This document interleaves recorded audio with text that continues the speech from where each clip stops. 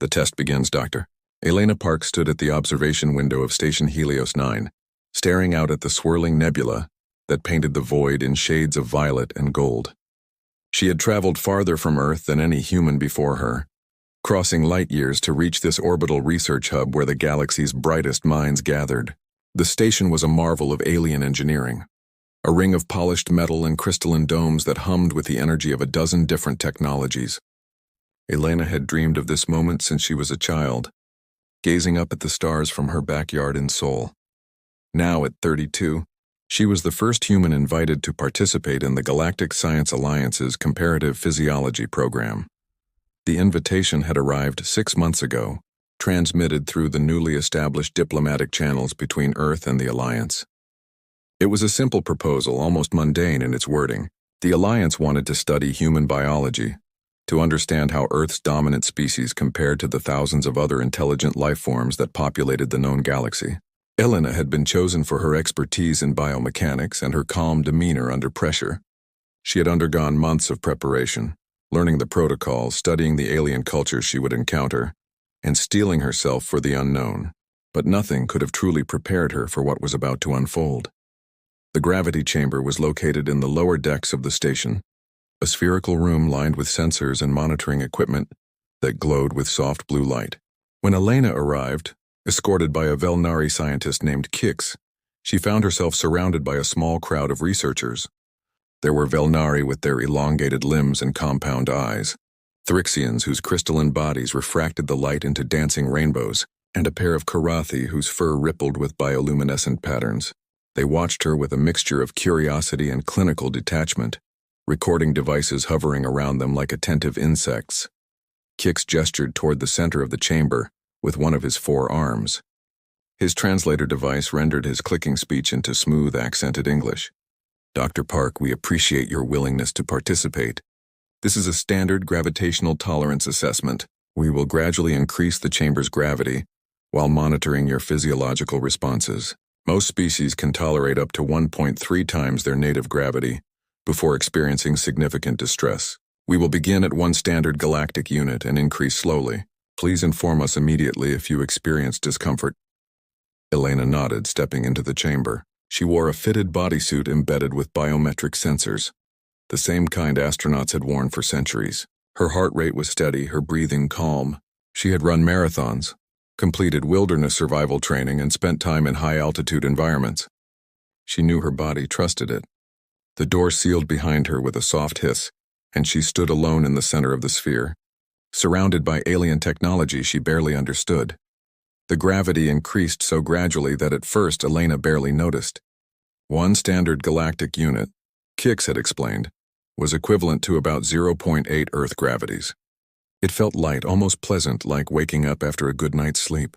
She moved through the basic exercises the protocol required: walking, squatting, reaching, maintaining balance. Outside the chamber, the alien scientists made notes, their expressions unreadable. Then the gravity increased again, 1.0 galactic units. Still lighter than Earth normal, Elena felt a flicker of surprise.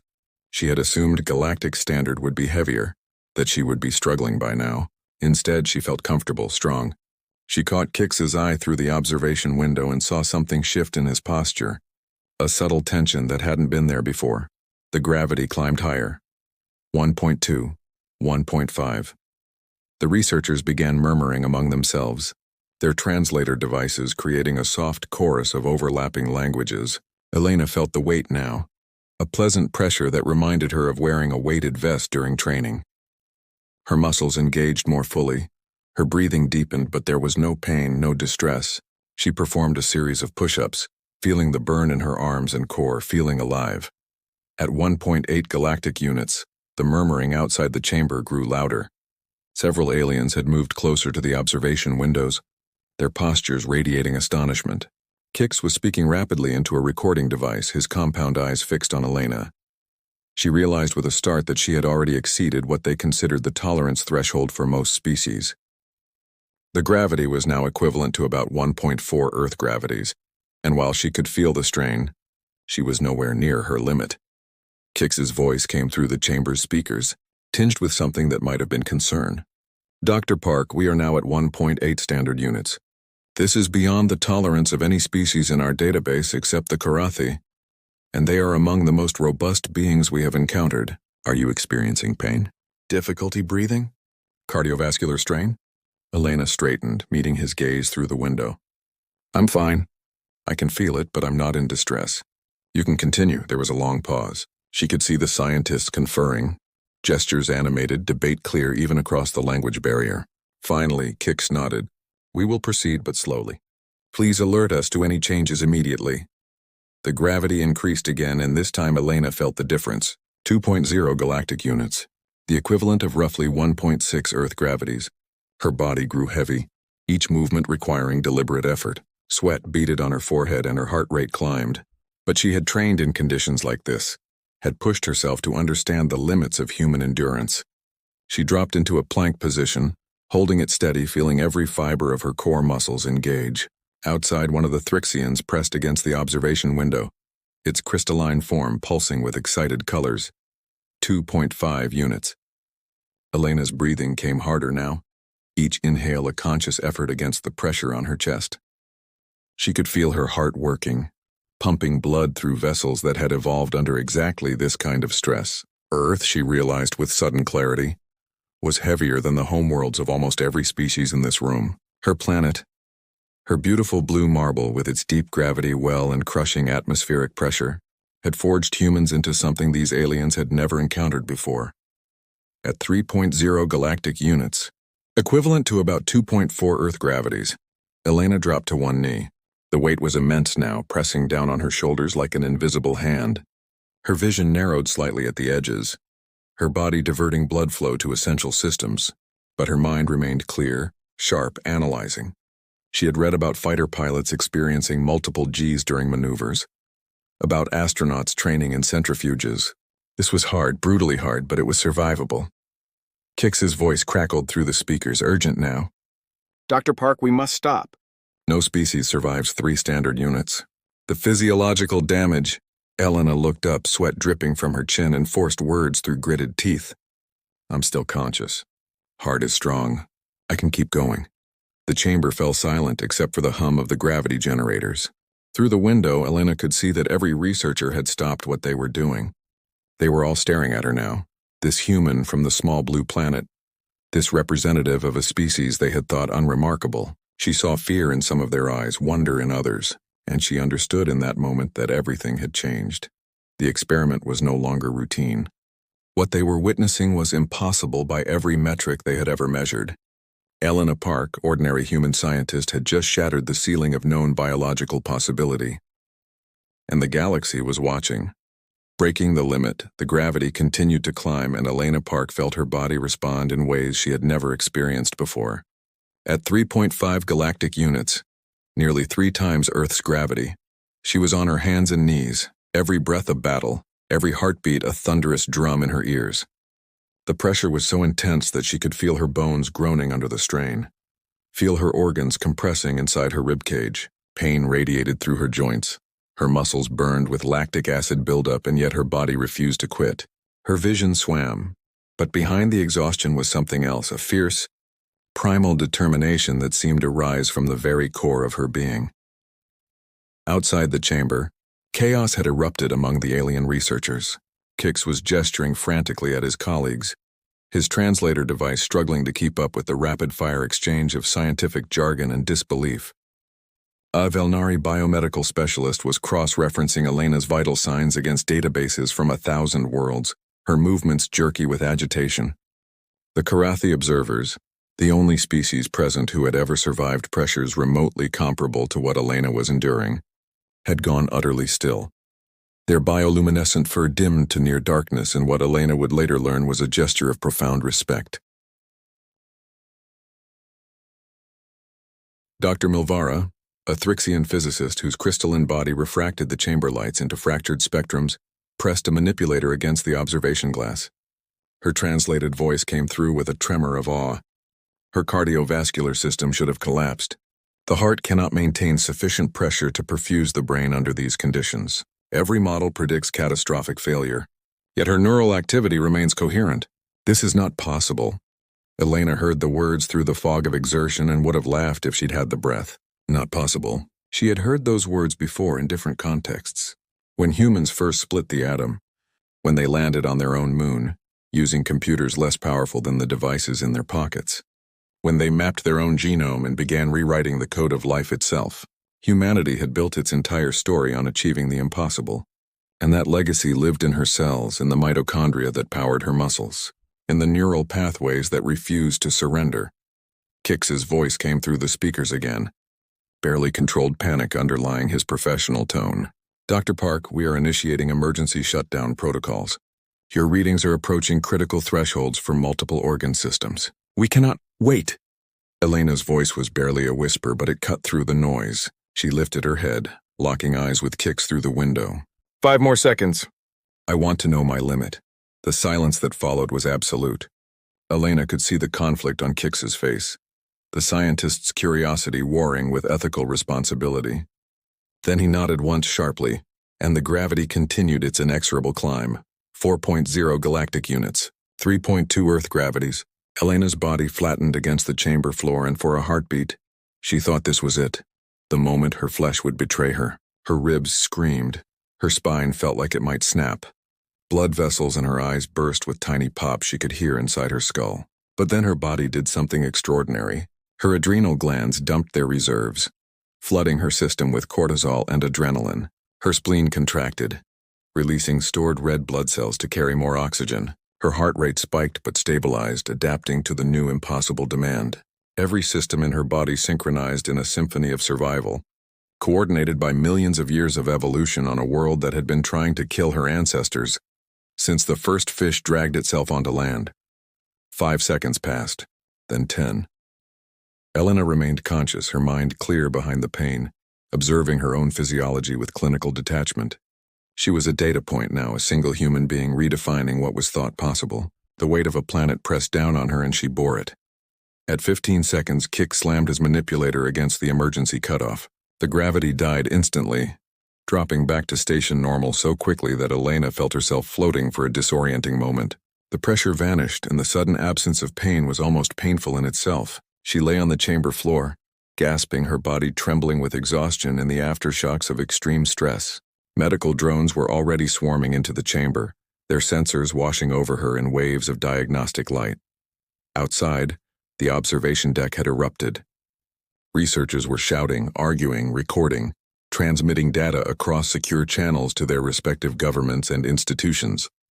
What they had just witnessed would ripple across the galaxy, Elena realized dimly. A human, a species unknown and unregarded, had just survived conditions that would liquefy most sapient beings. She had become living proof that Earth was not just another world, but something far more extreme. Kix entered the chamber, his movements cautious, approaching Elena as one might approach a dangerous animal. "Dr. Park," he said softly, kneeling beside her, "you need to understand what you have just done. The gravity you endured, it is beyond anything we have ever documented. The Karathi, who we considered the physical paragons of our alliance, can survive 3.2 units for perhaps 30 seconds before organ failure. You exceeded 4.0. You should be dead." Elena managed a weak smile, still gasping for breath. "Where I come from, we call that Tuesday." The joke fell flat, lost in translation, but the truth behind it resonated. As medical staff helped her to a sitting position and began their examinations, Elena caught glimpses of the reactions around her. Fear, awe, calculation. The political implications were already forming behind alien eyes. If one human could do this, what could a million humans do? What kind of soldiers would they make? What kind of laborers in high-gravity environments? What kind of threat did they pose to species who suddenly seemed fragile by comparison? Over the next several hours, Elena underwent the most comprehensive medical examination of her life. Scanners mapped every cell, every molecule, searching for the secret of human resilience. They found the expected evidence of stress, microfractures in her long bones that were already beginning to heal, torn muscle fibers, ruptured capillaries.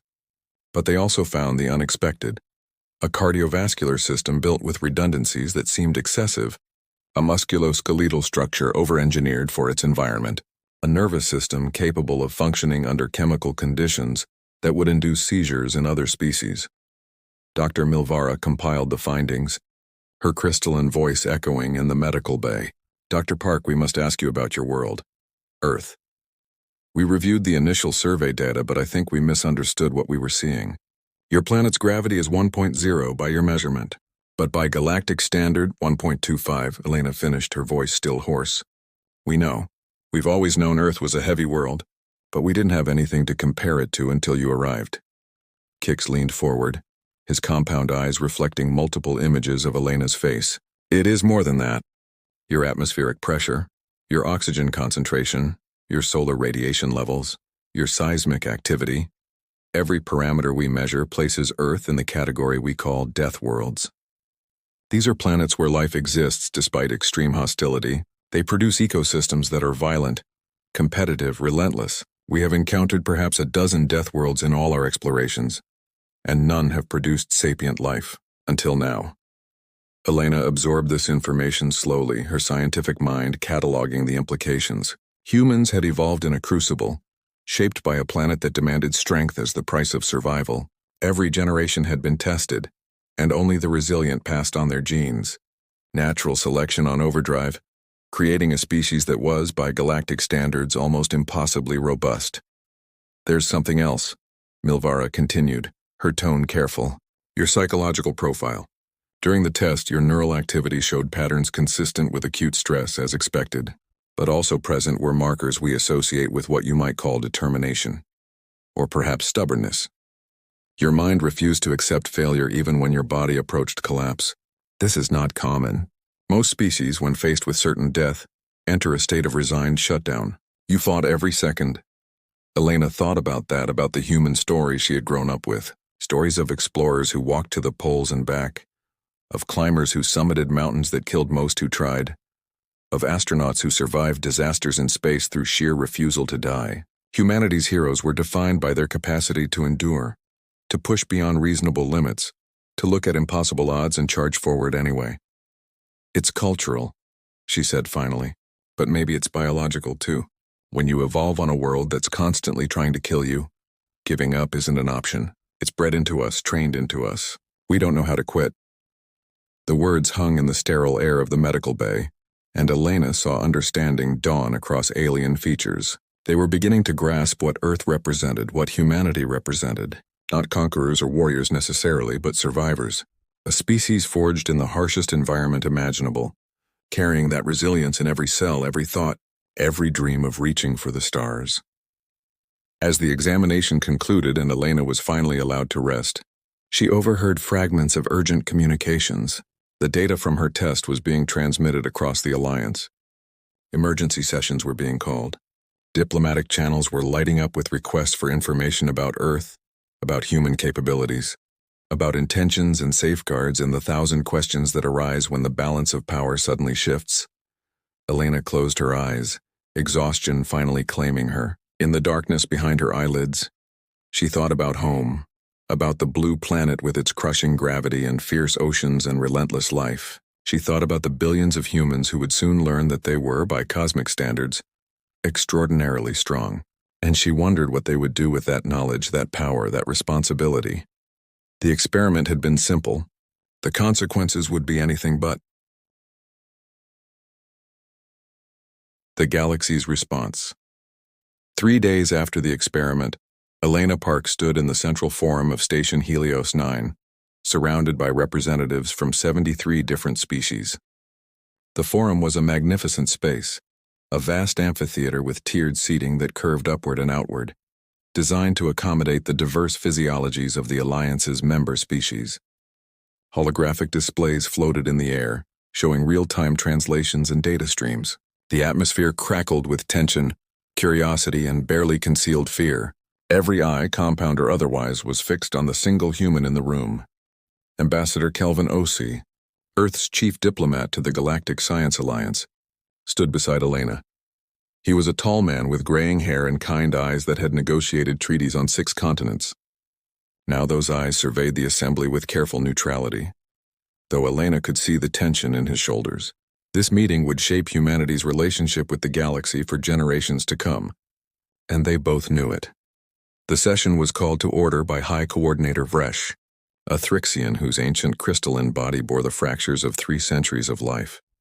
Her translated voice resonated through the forum like wind chimes. We convened to discuss the findings from the gravitational tolerance assessment conducted on Dr. Elena Park, human, of Earth.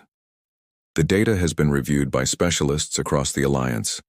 The implications require immediate consideration by this body. A holographic display materialized above the forum floor, showing Elena's biometric data alongside comparative charts from hundreds of other species.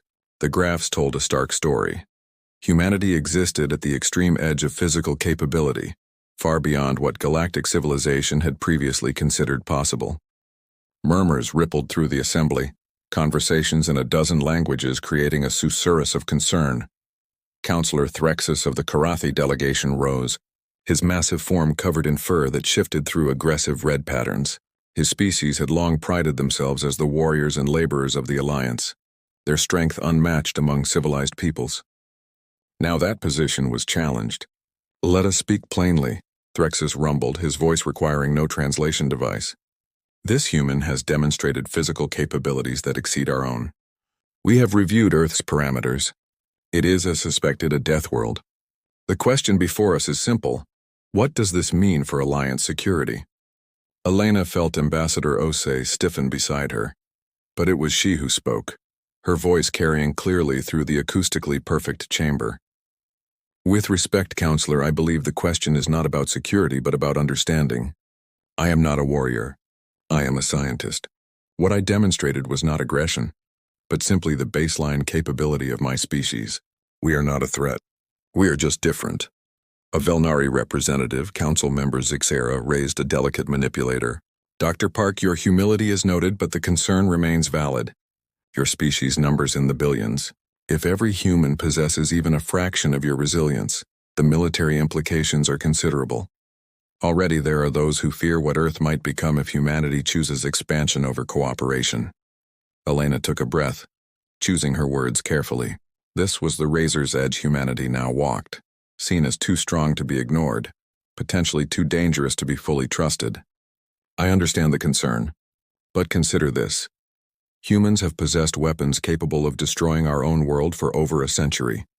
We have had the power to annihilate ourselves completely, and yet we chose not to. We chose cooperation, diplomacy, the long difficult work of building peace, not because we were weak but because we were strong enough to be merciful." The forum fell silent. Elena pressed her advantage, gesturing to the holographic data. "Yes, we evolved on a harsh world. Yes, that made us physically resilient. But it also taught us the value of working together. No human survives alone on Earth. Our planet demands cooperation, compassion, mutual support. Those qualities are as much a part of us as our strength. Perhaps more so." Dr. Milvara, who had been observing from the Thrixian delegation, rose and added her voice. "I have spent 3 days analyzing Dr. Park's biology. What I found was remarkable, but not in the way some might fear. Yes, humans are robust, but they are also fragile in ways we are not.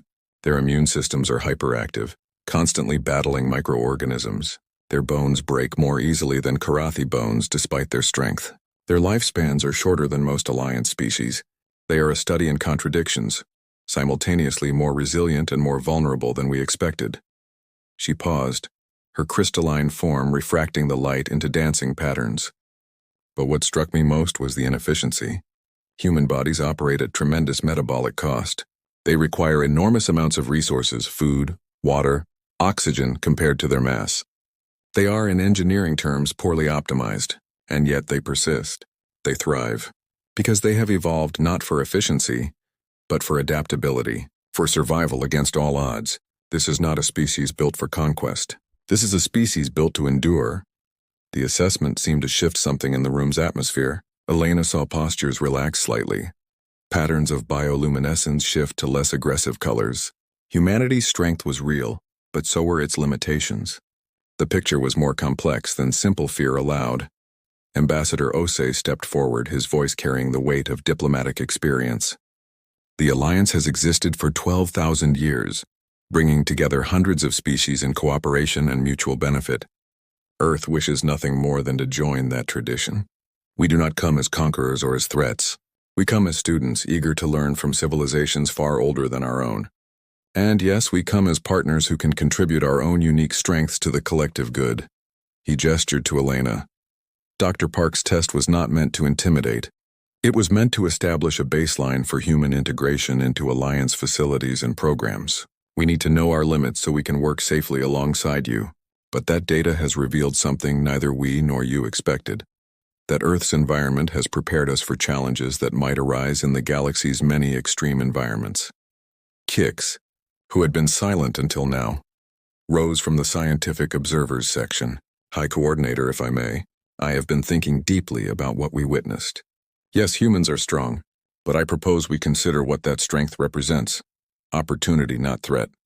There are dozens of high-gravity worlds in Alliance space that hold valuable resources, but cannot be exploited because no member species can survive there. There are rescue operations in dangerous environments that cost lives because we lack the physical resilience to operate safely. Humans could change that. They could work where we cannot. Save lives we would otherwise lose. The suggestion sparked immediate discussion. Elena could see the calculations happening behind alien eyes. The shift from fear to pragmatism to possibility. Humanity's unique capabilities were not just a security concern. They were an asset that could benefit everyone. High Coordinator. Vresh allowed the discussion to continue for several minutes before calling for order. This body will not make hasty decisions, but it is clear that humanity's entry into the galactic community requires careful consideration. I propose the following. Earth will be granted provisional membership in the Alliance with full rights and responsibilities. A joint commission will be established to explore how human capabilities can be integrated into existing programs, scientific, humanitarian, and commercial. And we will commit to transparency and ongoing dialogue to address concerns as they arise. She turned her ancient gaze to Elena and Ambassador Osei. Humans have surprised us. That surprise has generated fear, but it has also generated hope. You stand at a crossroads. The path you choose now will echo through centuries. Will you be partners or conquerors? Helpers or threats? The choice is yours to make and ours to respond to. Elena felt the weight of that statement, the enormous responsibility being placed on her species. She thought about the experiment, about pushing her body to its limits under alien eyes, about becoming a symbol she had never asked to be. But she also thought about the faces in this chamber. Hundreds of different species, all of them looking at humanity with new eyes. Some afraid, some curious, some calculating, but all of them waiting to see what humans would become. Ambassador Osei bowed deeply, a gesture of respect that translated across cultures. On behalf of Earth and all humanity, we accept this provisional membership with gratitude and humility. We pledge ourselves to the Alliance's principles of cooperation, mutual defense, and the advancement of knowledge. We will prove ourselves worthy of your trust. The forum erupted in a cacophony of responses: approval, dissent, cautious agreement. Elena stood silent amid the noise, feeling the moment crystallize around her. A simple experiment had become something far greater. Humanity had been tested and had passed, but the real test was only beginning. The galaxy was watching, waiting to see if this species from the heavy world could be wise enough to wield their strength responsibly. As the session adjourned and delegations filed out in clustered groups still debating, Elena found herself approached by Counselor Threxus. The massive Karathi loomed over her, his fur now cycling through more neutral colors. He studied her for a long moment, then extended a massive paw in the human gesture of greeting he had clearly researched. "Dr. Park," he rumbled, "my people have been the Alliance's warriors for 3 millennia. We have prided ourselves on our strength. You have humbled us, and that is not easy for Karathi to accept." He paused, then continued with what might have been a smile. "But perhaps it is good to be reminded that the universe is vast and we are not its measure. I look forward to seeing what your people accomplish, and I hope perhaps that we might train together someday. I would learn from your strength, as you might learn from our experience." Elena shook his paw, feeling the carefully controlled power in his grip. "I would be honored, Counselor. We have much to teach each other." As Threxus departed, Elena walked to the observation windows that lined the forum's outer wall. Beyond the transparent metal, the nebula swirled in its eternal dance, beautiful and indifferent to the small dramas of organic beings. Somewhere in that vastness was Earth, the blue marble that had forged humanity in its harsh embrace. She thought about everyone there, living their lives under the familiar heavy pull of home gravity, never knowing they were extraordinary by cosmic standards. The experiment was over, but its echoes would resound across the galaxy. Humanity had been revealed, catalogued, evaluated. They had been found to be stronger than expected, but also more complex. Not invincible warriors, but resilient survivors. Not conquerors, but endurers. And now the real work began. The work of proving that strength without wisdom was useless, that power without compassion was tyranny, that humanity could be both tough and kind, both formidable and trustworthy. Elena pressed her hand against the cool window, feeling the slight vibration of the station systems, feeling the connection to the billions of humans whose future she had helped shape. They would face challenges, certainly. There would be those who feared them, those who would test them, those who would push back against humanity's rise. But if there was one thing the experiment had proved, it was that humans knew how to endure. The stars blazed beyond the glass, infinite and inviting. Humanity had reached for them and been welcomed cautiously into the greater galactic community. What came next would be determined not by a single experiment, but by the choices of billions across the years to come. Elena smiled, exhausted and exhilarated, and whispered a promise to the void. "We won't let you down." And somewhere, across the light years, Earth continued its ancient rotation, heavy and beautiful and relentless, preparing its children for a future among the stars.